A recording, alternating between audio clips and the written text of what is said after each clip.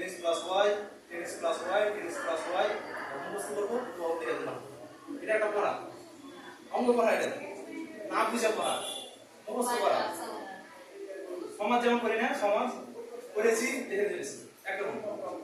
দুই রকম পড়া, দুই নম্বর পড়া। দুই নম্বর পড়া কি হবে যে আমি কি বলবো, একটা সংখ্যা করবো, এইদিকে লেগে যাবো, এদিকে লেগে যাবো, এইভাবে লেগে যাবো, কিন্তু তো আছে। এটা একটা পড়া, দুই নম্বর পড়া। বেশি বেশি না পারেনি, মানে এটা পদ্ধতি মুখস্থ করা। কথাটা বুঝেন কিনা? পদ্ধতি মানে একটা ধরলাম, এদিকে যোগ করলাম, এদিকে বিয়োগ করলাম, এভাবে করলাম, উত্তর চলে আসবে, যেমন আসবে। ঠিক আছে? আর 3 নম্বর পড়া কি জানেন? এটা কেন আসলো, আমি কেন এটা লিখবো, কেন আমি ভাগ করবো, কেন আমি এটাই করছি, বুঝলেন? এই জিনিসগুলো আপনি প্রশ্ন করবেন যে অঙ্কটা বুঝে নেবেন। এখন যদি আপনি শর্টকাটে করতে চান, হ্যাঁ 2-3 লাইনে আপনি আজ করবেন, তাকে আবার করতে হবে, প্রশ্ন আবার করতে হবে।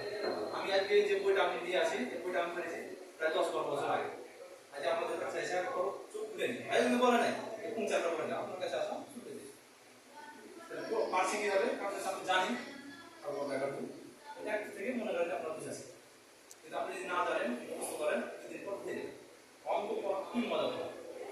সব অঙ্কের ভাবে না, সব বেশি ভাবে অঙ্ক করে, কিন্তু অঙ্ক পড়া সব থেকে মজা করে। কারণ হচ্ছে আপনি সমাজ করবেন, অঙ্কের বাপের নাম কি, কখন মারা গেছে, আজ পরে 1939, কালে 2039, মানে আসি এখন। ঠিক আছে? কিন্তু অঙ্ক হচ্ছে আপনি ব্রেনটা আপনি ক্যাপচার করে গেছেন মনে করে রেখেছেন, ওটাই কিন্তু আমরা বুঝছেন। আজকে মধ্যে রাখি দেখি কাম করতে